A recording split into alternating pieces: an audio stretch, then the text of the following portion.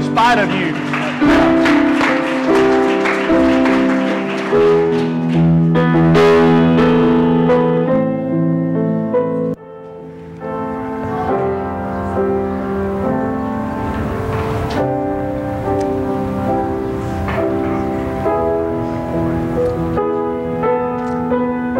As we were singing that, here's this thought. It's not earth-shattering. It's like really elementary, but it's true.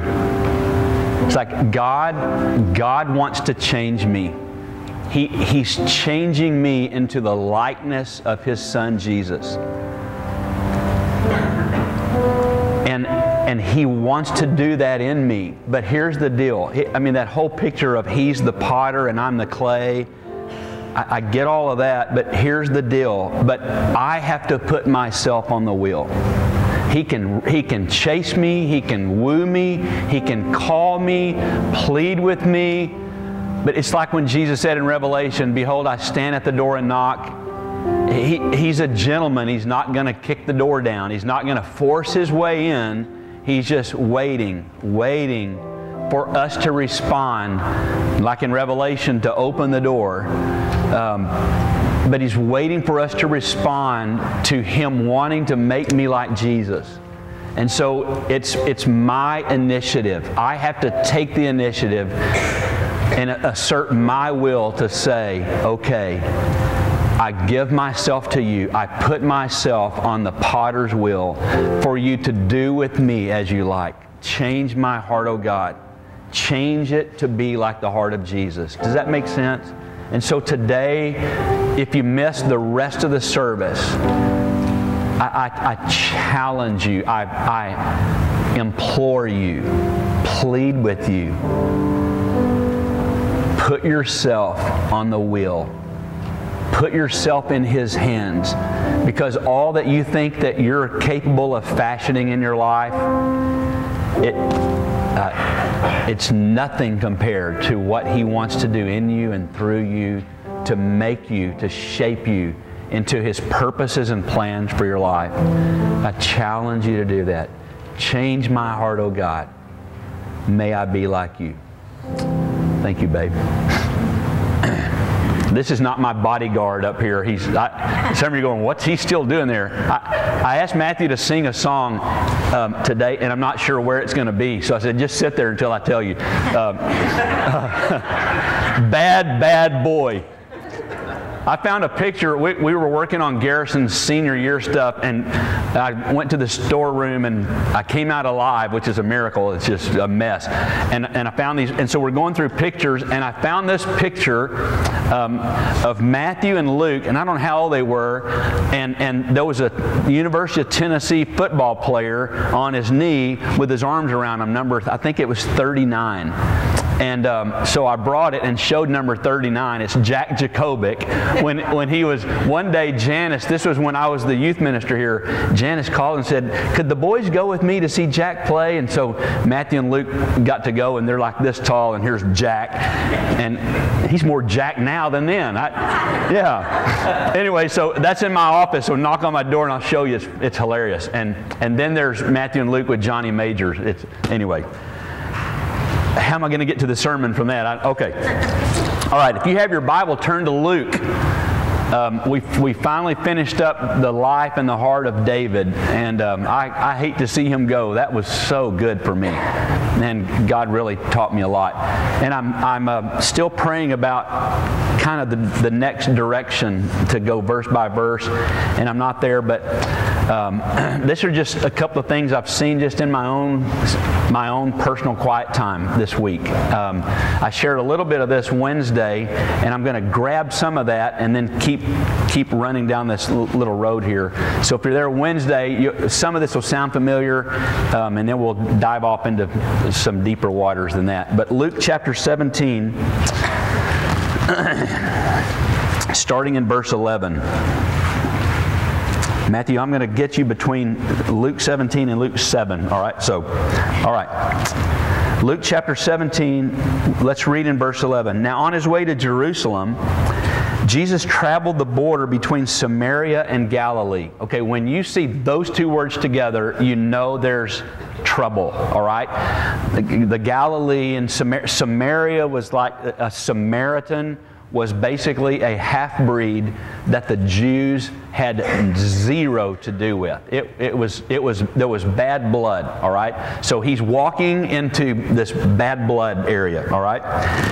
And as he was going into a village, 10 men who had leprosy met him. So chances are there are many more lepers in this little village, but 10 of them are standing by the side of the road, and they're saying this Aramaic word, Tame, Tame, which means unclean.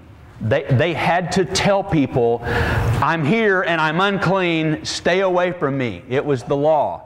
Another law is they had to be 150 feet or 50 paces, as Stoney says, 50 paces away because they were unclean. And the Jews, I mean, their strict religious stuff, they couldn't have any contact. And so here they are standing on the side of the road in this village screaming, Tame, Tame, don't come, I'm unclean, I'm unclean. And all of a sudden, they recognized someone that they had heard about.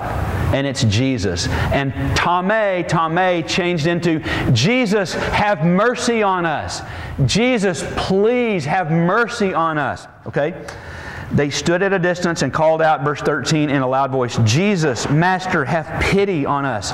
And when he saw them, he said, go show yourself to the priests. And as they went, they were clean. All right, let's stop right there for 1 second. So they're crying out, Jesus, Master, have pity on us. It shows there's some kind of recognition. And they had some kind of dim idea of who he was as a healer and who he was in his authority. That's when he says Master. So they recognize there's authority here, and they recognize that there's this power to heal. And they knew he did. So here they are, this village group of lepers. They're basically dead men walking. They're cureless. They're hopeless. They are at the end of every possible hope they could ever have. They're outcasts. They're ostracized. They are the judged. They are the condemned. They are the shamed. Wow, sounds like us sometimes, where we're shamed and condemned and ostracized and looked down on. And we're hopeless and cureless unless Jesus comes. And so he hears, watch this, he hears and then he answers in his own way. If you read the Gospels in chunks at a time, what you're going to see is that when Jesus healed someone, it was always different. One day he would lay his hands and say, be healed. Another day he would spit in the mud and rub the mud on their eyes. Another day he would say, go wash in the pool. And it was always different. And the beauty of that is that Jesus, the psalmist wrote this, he sees our hearts and he fashions us individually. Wow. Jesus tailor-makes what I need in my life. And he tailor-makes what you need. And he knew what these lepers needed. Each person is a specialty to Jesus. Isn't that awesome?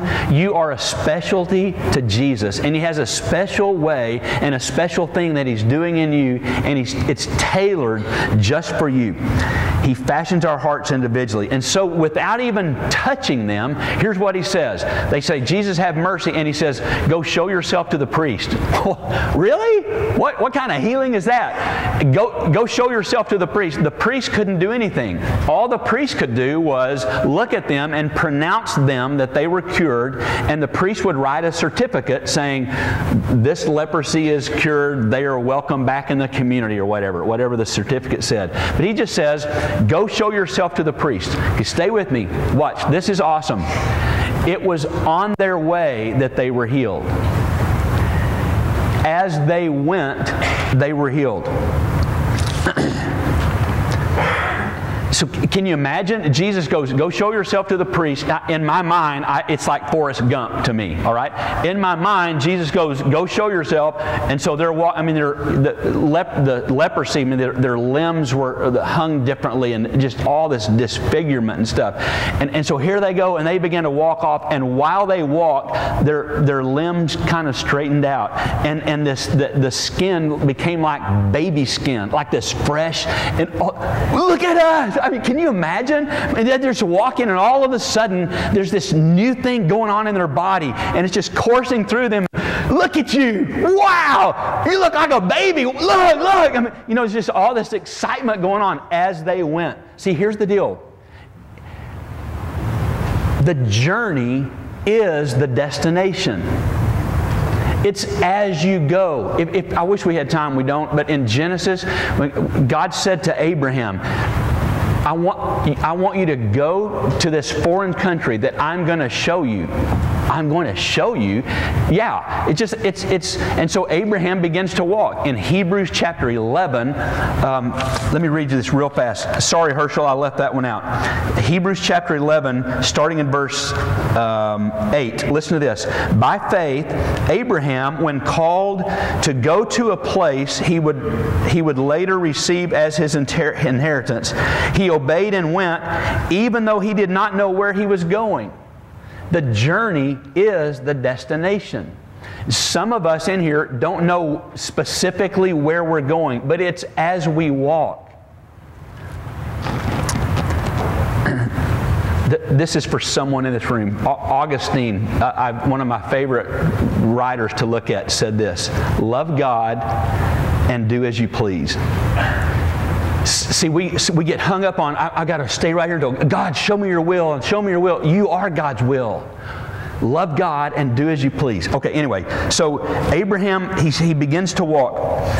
By faith, he made his home in the promised land like a stranger in a foreign country. He lived in tents, for he was looking forward to the city with foundations, whose architect and builder is God. By faith, Abraham, even though he was past age and Sarah herself was barren, was enabled to become a father because he considered himself faithful who made the promise. And it just keeps going. The point is that God does things as we go. And so I have to keep moving. I can't settle down and go, wow, I had this experience in my life. I'm going to camp here. God speaks as we move. I have to keep moving toward Him. And as they went, they were healed. So then, one of them, verse 15, one of them, when he saw he was healed, came back, praising God in a loud voice. He threw himself at the feet of Jesus and thanked Him. And guess which one he was? The Samaritan. And Jesus said, well, we'll get there in a minute. Of the 10, the 9 Jews continued in their way, presumably to go show to themselves to the priest, while the one, the Samaritan, turned back and in a loud voice began glorifying God. The 9 had this joyful sense of being cured, but this one, the Samaritan, the 9 had this, they had the joy of being cured, but there was not a sense of gratitude. And here's this one coming back, throwing himself, hugging the feet of Jesus. Wow. I had these all in a row. Now I'm playing. All right.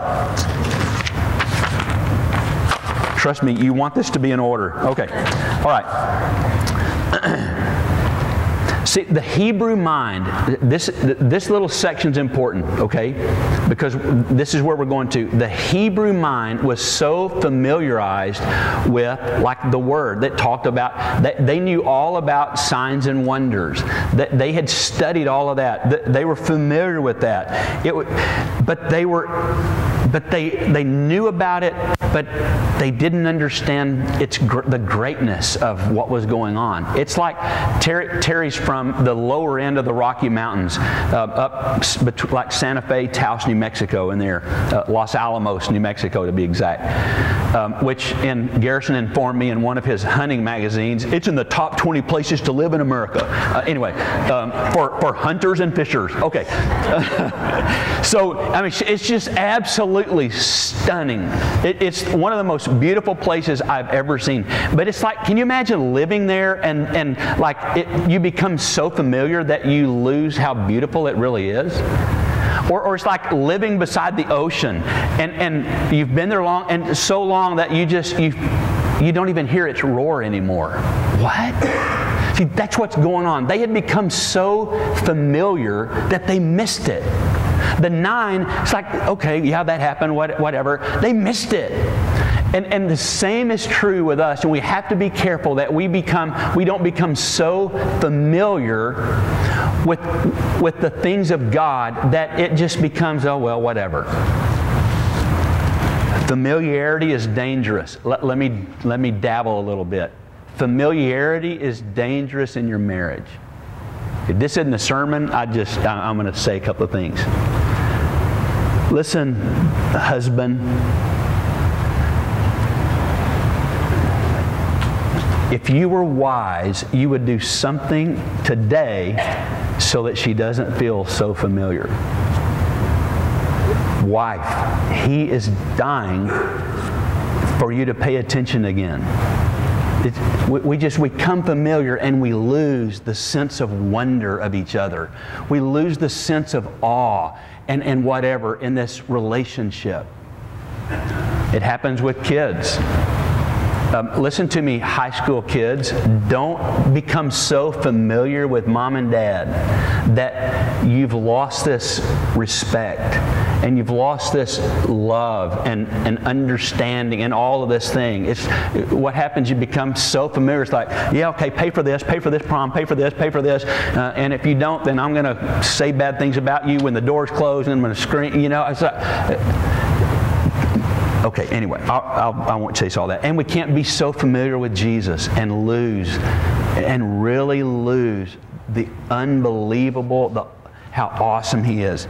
Okay, so quickly, why did the 9 that left, was it like, remember, well, we didn't see it here in the flood, but I've read about like when a flood happens that these animals that hated each other, like a wolf and a lamb, let's say, and because of a flood, they end up on this piece of land that they had to be, and they get along. You know, Terry, where she's from, Los Alamos, remember they had that huge forest fire several years ago, and these animals that they would run, and they hated each other. They fought for the same food or whatever, and they end up in this area because of the fire all around, and it's just this weird concoction of animals that get along together because of that. And so it's like, did these 9 separate themselves from this one when they go, whew, wow, man, now that we're healed, we don't have to have anything to do with it anymore. Or did these 9 Jews in their legalism and their obedience to the letter of the law go on to the priest feeling with their Jewish pride, this is our right to be healed? Because we are the chosen race. We're this. Or was it simply their ingratitude, the Jewish ingratitude, which eventually leads to a hard-heartedness, ultimately leading to the neglect of Jesus. And you can almost hear Jesus, his sad wonder. Did you hear? Listen, Jesus goes, weren't there 10 cleansed? Weren't there 10 of you here? Where are the other 9? Was no one found to return and give praise to God except this foreigner? Can you hear that in his voice?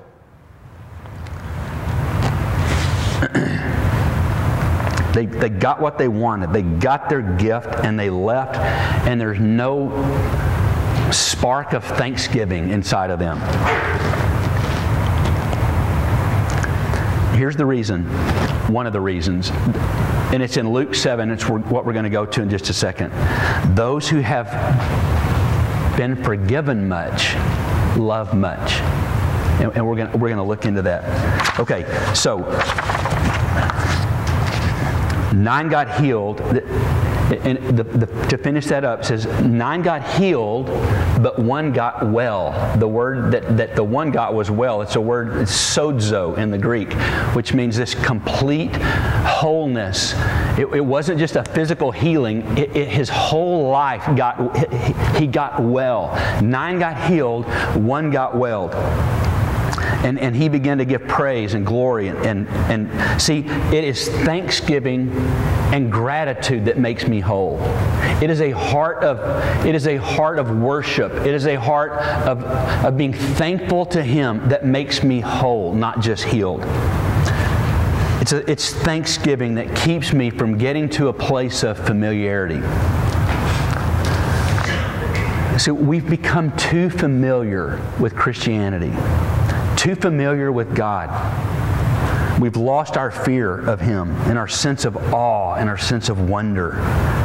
And as a result of that, we've ended up with this feel-good gospel that attracts people but doesn't transform them. Attracts us and doesn't transform us, I should say.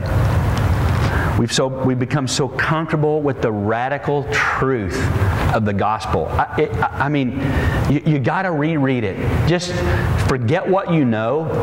Just act like you've never heard it before, and sit down. Take a long afternoon and sit down and read the gospel and watch how incredibly radical it is. But what we've done is we've sanitized it. We've become so familiar with coming to church and this and Sunday school, and I'm not being facetious. And so what we've done, we've taken the Lion of the tribe of Judah and declawed him and made him a house cat. We have. We've become so familiar that we've lost the fear of God. We become so satisfied and familiar with stuff that it's like the sharper than a two-edged sword Bible has become dull and boring. How did that happen? The world-changing church has been changed by the world. And the Jews and the Jesus of the Gospels, the radical, unpredictable, dangerous Jesus has just become a piece of jewelry or whatever. Familiarity has reduced the truth to a set of rules and principles. Okay, listen to this. You see, it's easier to be God than to love God. See, we've reduced our Christianity or whatever. It's like you do this, you can't do this. Familiarity has caused us to do that, and so now all of a sudden it's about keeping rules and lists. And you can't do that. I'm watching you. You don't do that. And if you go to here, you don't do that. And if you got this list of do's and don'ts, and instead of loving God, what we've done is we've tried to play Him. It's easier to be religious than have a relationship. See, also as you read through there, every time you see the disciples start establishing rules, they would go, okay, children, no, get away. Get off of him, kids. And Jesus goes, whoa, wait a minute. Let the kids come to me. In fact, He said, this is what the kingdom of heaven looks like. And, okay, keep the Samaritan women away. Okay, that's not, no. That's it. I mean, all the disciples, they didn't really get it. And they kept trying to put their own rules. And Jesus said, basically goes, hey, knock it off. He lectured them, you still don't get it. We're not substituting religious rules with our rules. We're substituting religious rules with me. That's what Jesus is saying. And still some of us have spent our entire lives learning what we can't do instead of celebrating what we can do in Jesus. Okay, Matthew, I'm going to switch gears here to a different chapter. This is a good time, all right? I asked him to do this. He and I wrote this song a long time ago, and it's one of my favorite things. I mean, the song is called Holy Fear. So it's not about, guitar or singing. You'll get it. It's like to get what we've been talking about, to capture again, to get out of our familiarity and capture again who He is and what He's done in us. You can be turning to Luke 7 while he reads, all right? Okay, bud.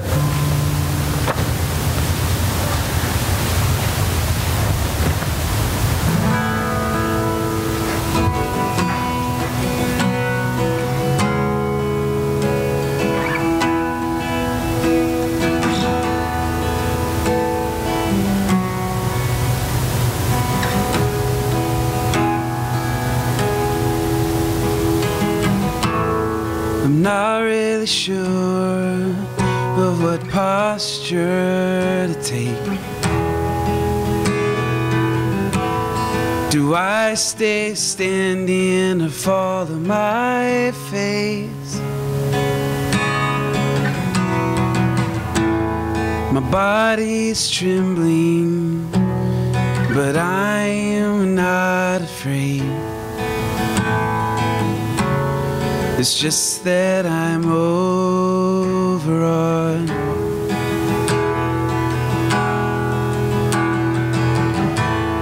And my eyes are blinded, and I can't catch my breath.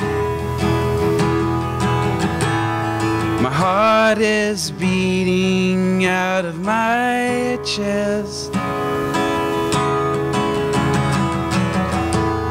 I'm overcome by your holiness. And I'm in the presence of God.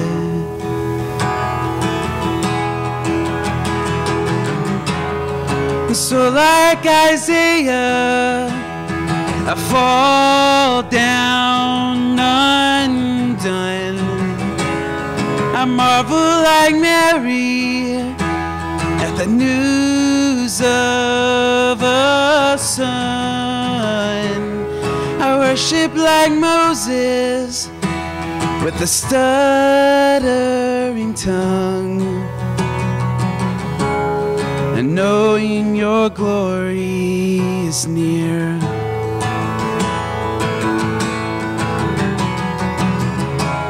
And I sing like the shepherds at the sight of a star, and bow like the wise men who came from afar.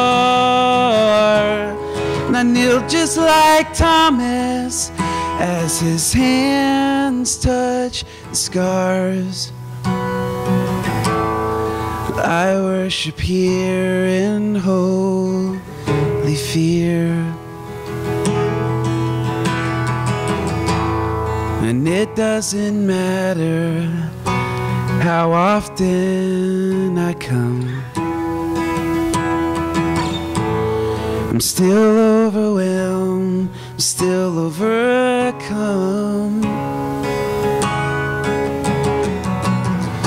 by your unbridled mercy and furious love. I receive when I enter in.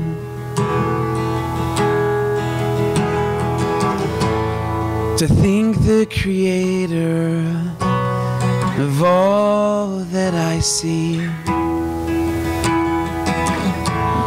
would have a desire for my company.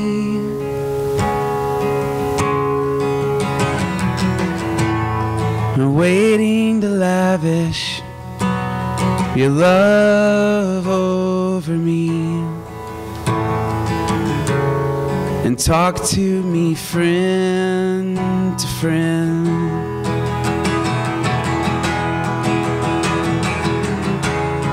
So like Isaiah, I fall down undone. And I marvel like Mary at the news of your son. I worship like Moses with a stuttering tongue, and knowing your glory is near.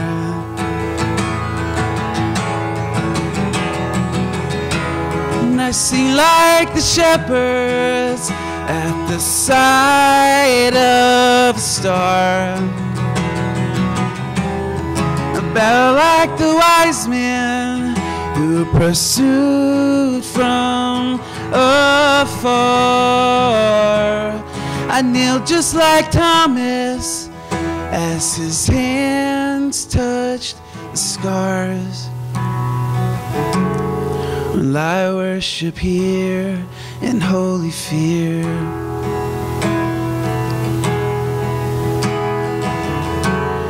Will I worship here in holy fear?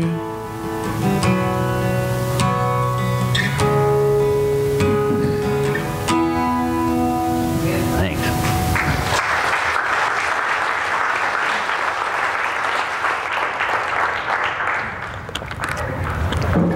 Okay, Luke 7, and I'll make this quick. Luke 7, starting in verse 36.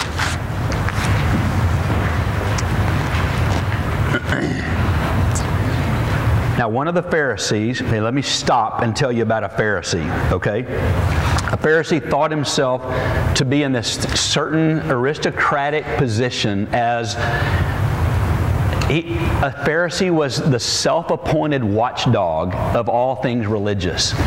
He had appointed himself that I'm going to make sure that the rules are followed, the I's are dotted, the T's are crossed. I am the guy. There was a sense of pride and arrogance about the religious whatever. He's like, he thinks that he is among the elect of the heavenly kingdom, and he's the representative. They were very separatist in their hearts. It was all about respectability to a Pharisee. See, respectability is hard in its judgment, and it's always selfish. Always thinking about how's this going to look? How am I going to, what is becoming or proper, and how it can be protected, preserved, and all of that. And so in this passage, what we're going to see, when this woman walks into his house, it stands him on his ear. Okay? Okay.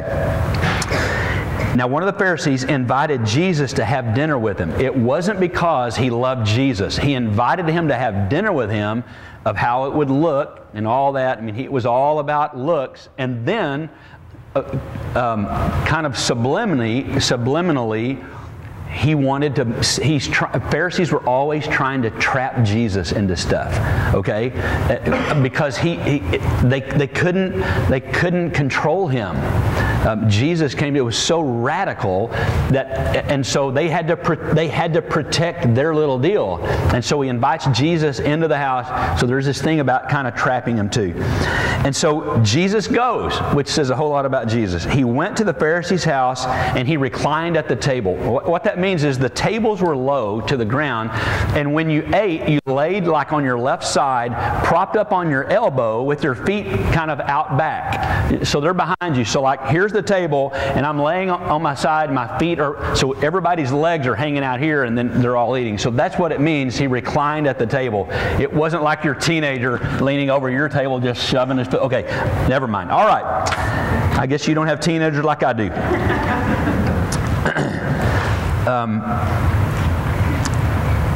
And Jesus was eating at the Pharisee's house. She brought an alabaster jar of perfume, and as she stood behind him, now that makes sense, right? So she comes in, and his feet are out here, and so she stands behind him. She stands at his feet, all right, with her alabaster jar of perfume. And she begins to weep and wet his hair with her tears. And she wiped them with her hair, kissed them, and poured perfume on them. Okay, typically what happened was when someone came to your house, because they wore like sandals, and everywhere you went you walked and your feet were dirty. And so when you came to someone's house, what they would do is they would wash your feet. And Simon didn't do that. He didn't wash Jesus' feet. And so you're going to see that in a minute when Jesus confronts him, and Simon's just all been out of shape because she's there, first of all. She's there with perfume, secondly.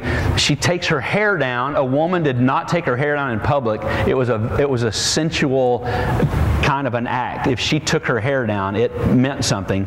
And because of the kind of woman that she had been known as one of the town, how do I say this, because of the mixed crowd, she lived in the red light district, let's say that, okay?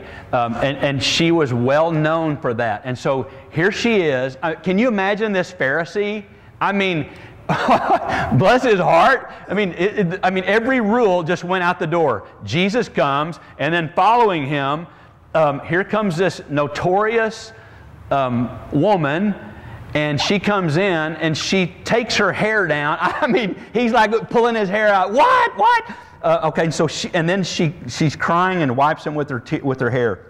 When the Pharisee who had invited him saw this, he said to himself, he's thinking to himself, if this guy were really a prophet, he would know who she is.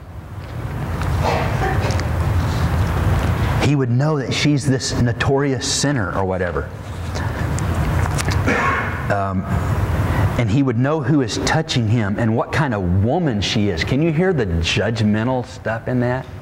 See, Phariseeism, the whole respectability thing, there's just so much judgment and condemnation. She would know he would know who she really was. They can't let it go. And that she is a sinner. Jesus answered him. How did he answer? Because Simon didn't say anything. Remember what I just read? Simon was thinking to himself, and Jesus cuts through it all.